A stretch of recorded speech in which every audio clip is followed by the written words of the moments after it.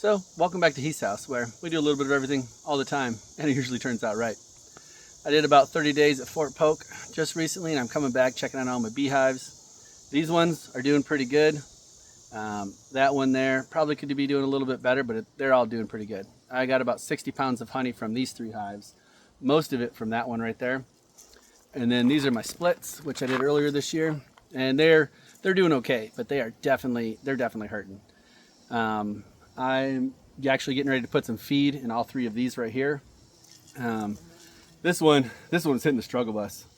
It has a bunch of drawn out comb, but because we've been in a drought this whole entire spring and summer, it had some honey in there when I left, and it's basically dry. So she's got some babies in there that she's making, and it's doing okay, but they don't have much food. So I actually pulled some frames of honey out of my bigger hives, and I put it in there.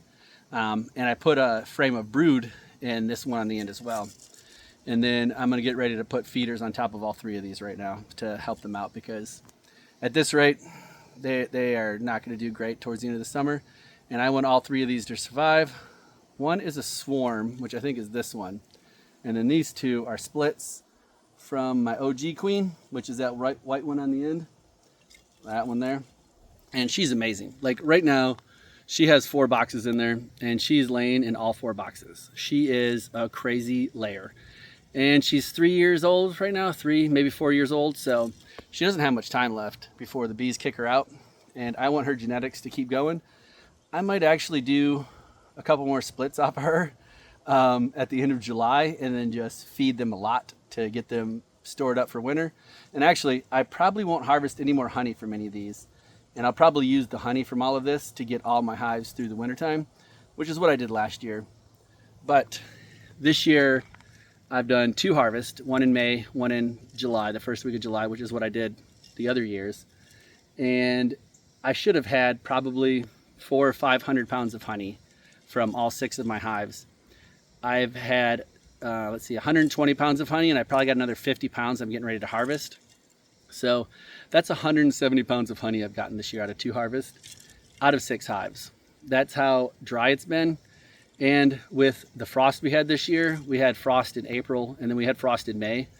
All of the tulip poplars around us, which you see, like that one's an oak, poplar, maple. There's a poplar over there, another maple there.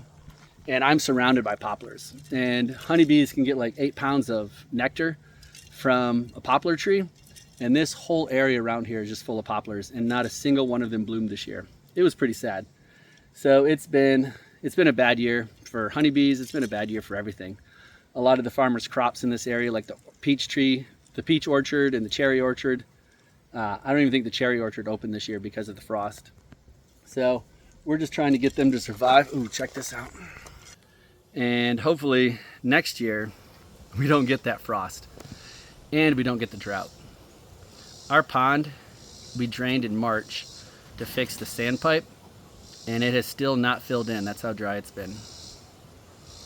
But these ones are bearding like crazy.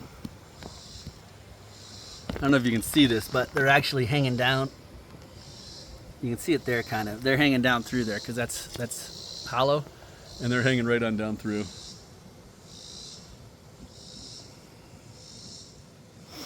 But that right there is my favorite hive. She is just a beast. And like I said, she's laying in all 4 of those frames. This one's doing pretty good too. So is that one. This one, not doing that great. But I just put a couple frames of brood in there to help out, to beef up the numbers. I'm going to put a feeder on top here in just a second, and it should be okay.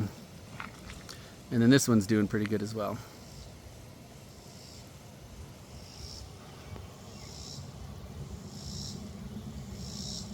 That one though, that one is a split from the OG queen, and I'm looking forward to that. I definitely want to carry on these genetics. But anyways, it's like 100 degrees out today. So I went through these earlier. I was gonna film it, but my camera was like, it's too hot, so I'm gonna shut down. So I didn't film anything, but they were pretty empty. And I'm gonna get some feed on them, and then I'm gonna go in and feed myself, because I'm pretty hungry. So I'll see y'all around. Look forward to talking to you soon, and stick around and let's check on these splits later on this summer and this fall, and let's see how they do, because hopefully they make it through. But like I said, I'm gonna start feeding them like crazy right now because I don't want them to go anywhere. I'll see y'all around now. Bye.